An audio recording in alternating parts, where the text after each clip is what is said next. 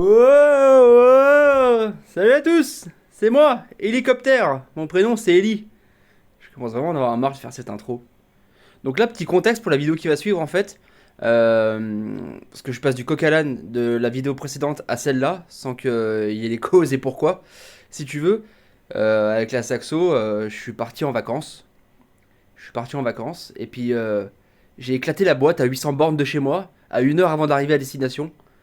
Donc ça m'a cassé les couilles. Je suis rentré. Je suis rentré en. Bah, avec mon pote qui m'a ramené. Je dis tout après, t'inquiète. Et si tu veux, en fait, avant de me pencher sur la Mazda, on a pré-diagnostiqué le problème avec mon garagiste. Et en fait, il s'avère que. Alors, effectivement, le désembuage foutait la merde. Et il fout toujours la merde à l'heure actuelle d'ailleurs. Euh, 2 ans après, je crois, la vidéo, je l'ai faite. Mais surtout, le problème, c'était le PMH. Le PMH, il était flingué, il était complètement mort. Et du coup, bah, on l'a changé. Et comme par hasard, tout fonctionne. Et ça, en fait, bah, je le filme pas, je le montre pas, je l'explique vite fait. Tu vas voir la voiture, elle part sur plateau. Mais je l'explique juste 2 secondes en disant, on a changé de PMH. Alors qu'en fait, c'était ça le problème de tout depuis le début. Donc voilà. Allez, je te laisse à la vidéo. À plus. À la base, j'étais en train de regarder un film d'horreur, mais il était tellement éclaté que je me suis dit que venir parler à une caméra dans un garage froid serait plus excitant. Bon, la Mazda, le retour de la saucisse japonaise. Bon, après avoir flingué la boîte de la Saxo, du coup, et que la course n'ait pas eu lieu, mon gentil frérot de toujours LE30 m'a ramené chez moi avec un voyant moteur parce que c'était une BM. Et donc du coup, je suis resté piéton pendant 17 heures. J'arrive au garage de mon super mécano, ils m'ont tellement pris pour pitié que dans la foulée, ils ont été me chercher la Mazda la journée même. Ils l'ont ramené sur plateau à leur garage. Du coup, on a fait les réparations nécessaires, à savoir le PMH. Je vais te montrer la gueule qu'il a après. On a aussi fait le filtre à essence. Enfin, le filtre à essence. J'ai rien foutu du tout. C'est tout lui qui a tout fait. Donc, un énorme merci à eux déjà pour commencer. Le filtre à essence, quand il me l'a sorti, parce qu'en fait, la Mazda, donc c'était bien un problème de PMH, tu sais, je la démarrais. Elle avait du mal à se stabiliser. Et soit des fois, elle me faisait mentir et je pouvais la conduire, tu vois, et ça allait très très bien. Ce qui s'est passé quand on l'a mis sur plateau. Je lui ai dit ouais mais elle démarre pas et tout. Il me dit bah c'est pas grave, on va la tirer. Je lui dis bah au pire c'est pas grave, je la fais avancer avec la première et au démarreur. Elle a démarré, je suis remonté sur le plateau nickel. Elle m'a fait mentir cette connasse. Elle avait du mal à se stabiliser, je mettais un petit coup d'accélérateur, elle broutait, elle calait direct. Ou des fois après elle voulait plus redémarrer du tout.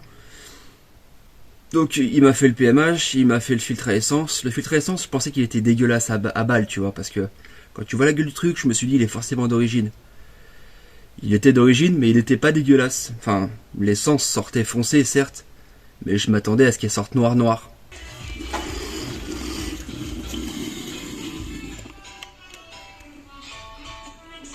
Et donc le PMH, tu vois, je l'ai ici. Tu vois à quel point il est mort. Le fil, il est raide. C'est pas la gravité, hein. Regarde, si je le retourne, hop, c'est magique, ça tient tout seul. Il est raide de chez raide. L'espèce d'électroaimant à l'intérieur, il est noir, je l'ai nettoyé, hein. Je l'ai frotté, ça part pas. Tu pourras également constater que t'es un petit peu plus haut par rapport à d'habitude, parce que j'ai enfin décidé d'investir dans du matos, AliExpress, mais maintenant t'es sur un vrai trépied, avec un éclairage. J'ai plus besoin de venir faire comme ça, tu vois, j'ai une petite télécommande maintenant pour activer et désactiver à distance, tu vois. Parce que c'était chiant, à chaque fois tu t'appuies sur le téléphone, il bouge, donc tu devais retrouver, enfin bref, on s'en bat les couilles. Et là, tu vois, pour l'instant, le son, il est bien. Parce que je me suis aussi muni, je me suis dit, j'en ai marre à chaque fois de régler le son. Donc je me suis dit, je vais acheter un micro-cravate. Je te laisse voir ce que ça donne. Le son n'est pas terrible du tout. J'ai l'impression d'être retourné 15 ans en arrière avec les micros éclatés des téléphones de l'époque. Bon, alors j'ai essayé un truc, c'est de isoler avec une espèce de bande du strap, tu sais, du machin d'électricien. Parce que t'entendais tous les bruits du plastoc, c'était très très chiant. Je sais pas ce que ça va donner du tout, je suis vraiment désolé du rendu du son. Je l'ai mis sur un petit support, ça fait un peu plus professionnel. Bon, tu regardes pas la gueule du support. Du coup, ils m'ont refait la Mazda dans la journée. Donc j'étais hyper content, tu vois. Il a essayé de me régler aussi le distributeur d'allumeur, le truc qui fait des étincelles.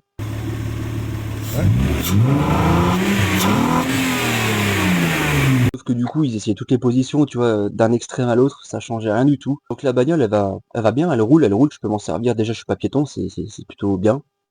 Et je peux aller au boulot tranquillement avec. Par contre, j'évite de touge, parce que de manière intempestive, je vais très bien rouler, et d'un coup, elle va avoir des trous, tu vois. Comme si, en fait, je vais pas te faire miroiter, comme si la pompe à essence était en fin de vie, quoi. Des fois, elle fonctionne, des fois, elle fonctionne pas pendant 5 minutes. Alors, soit je lui mets un gros coup dans la gueule, tu vois, je monte en régime et ça va très bien. Soit ce que je fais des fois, c'est que je coupe le contact, je la redémarre, et là, ça repart nickel, tu vois. Donc, autant mon super garagiste que moi, on pense que ça vient de la pompe à essence, parce que, à part un injecteur qui sera encrassé, mais la voiture, je l'ai déjà fait rouler sur 5 cylindres. Je sais le bruit que ça fait. Même sur 4, une fois, elle avait roulé sur 4 parce que j'avais 2 fils de bobine qui étaient pétés. Bah, ça fait pas, et ça fait des coupures d'injection, en fait. Donc la pompe à essence, dans tous les cas, elle est commandée chez Todoc. C'est pas un sponsoring. Je vais pas te mentir que j'aimerais bien. Je leur passe tellement de salaire à eux. J'ai aussi recommandé des durites de frein à l'avant. Parce qu'elles sont, je dirais pas qu'elles sont percées. Mais si tu veux, c'est fait en 3 garnitures. T'as à l'intérieur du tuyau, là où il y a le liquide. T'as une gaine autour. Et t'as encore une gaine de protection. Moi, c'est la gaine de protection, elle est complètement morte. C'est pas ouf. Ça freine, mais c'est pas ouf, tu vois. Surtout que là, j'ai 5 dates de montée historique cette année. Donc, les freins, comme je te dis dans plusieurs vidéos, on déconne pas avec ça. Du coup, si ça vient pas de la pompe à essence, bon, ça fera pas de mal de l'avoir changée parce qu'elle sera neuve. Et d'ailleurs, un petit truc qui est super rigolo, bon, des modèles de pompe à essence, il n'y en a pas 20 000, tu vois. Mais la pompe à essence de la Mazda, c'est des pompes à essence qui se montent sur les Kangoo, les Scénic, les ZX, donc ça c'est beau. Les C-Max Essence. Qu'est-ce que j'avais vu encore? Les Berlingots. Donc là, la Mazda, je pensais qu'il y aurait plus grand chose à dire dessus, tu vois. Bon, je vais arrêter le massacre avec ce micro balai brosse à chiottes. Bah, il y a eu le PMH, il y a eu le filtre à essence. Prochaine vidéo, ce sera la pompe à essence. Et ce sera une vidéo dédiée que pour la pompe à essence. Parce que je vais galérer à la démonter, c'est obligé. Même si sur le papier, c'est tout con, t'enlèves les vis. Tu sors ton ensemble. Pompe à essence. Hop, tu remets les petits tuyaux. Tu remets les vis. C'est ça, en fait. Mais moi, ça va pas se passer comme ça. Et je vais aussi terminer la préparation à l'intérieur de la voiture. Mais bon, ça, on reverra, c'est pas dans les priorités. La priorité pour l'instant, c'est que la mécanique, elle tourne nickel. Qu'elle me fasse pas des coups de pute quand je suis je sais pas où, en haut de la montagne ou quelque part, à 3 heures du matin. Et surtout, sur la ligne de départ d'une montée historique. C'est un peu con quand même. Parce que pour toutes celles que je suis déjà allé voir, et pour les 2 que j'ai fait l'année précédente, t'as toujours des mecs dans l'euphorie, ils sont là, ouais, super, super. Au moment de démarrer, il se passe rien. Ou alors ils font une montée, et puis y a quelque chose qui pète. Enfin voilà, il y a quand même pas mal de bricoles à faire sur la Mazda cette année. Bon voilà, c'est tout ce que j'avais à te dire. C'est déjà plutôt pas mal, parce que la vidéo va durer encore au moins 8 minutes. Désolé pour le son éclaté. Je verrai bien le rendu que ça, parce que je sais le rendu que ça dans une maison, mais là dans le garage, et ça résonne un peu, je sais pas. Donc c'est certainement la première et dernière fois que j'utilise ce micro à 5 euros. En même temps, 5 euros, frère, tu t'attendais à quoi? Sur ce, je te dis à la semaine prochaine, et je l'espère. Et bonne année à vous. Disparition.